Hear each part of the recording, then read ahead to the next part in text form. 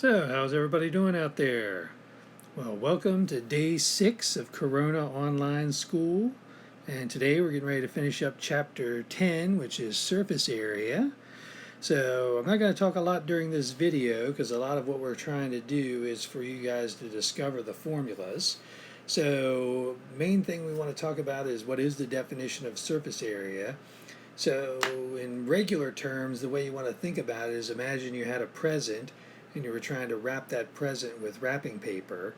So the surface area is actually would calculate how much wrapping paper you would need to cover that box or rectangular prism, whatever you were looking at. So surface area, what we're really doing is trying to calculate the area of every single surface and then add them all together. So that's the easy way to think about it. So what we want to do is calculate the area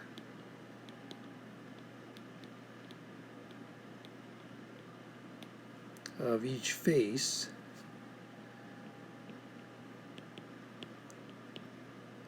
and add the areas together.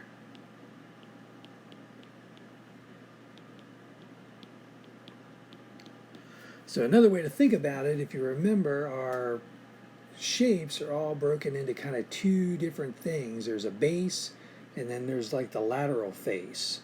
And so like on a square prism, the square would be the bases, and since it's a prism, they would have rectangular faces or rectangular lateral faces. If it were a pyramid, like a square pyramid, then the base would be a square, and the lateral faces would be the triangles that form that pyramid. So another way to think about this is we're going to add the area of the bases and the area of the lateral faces.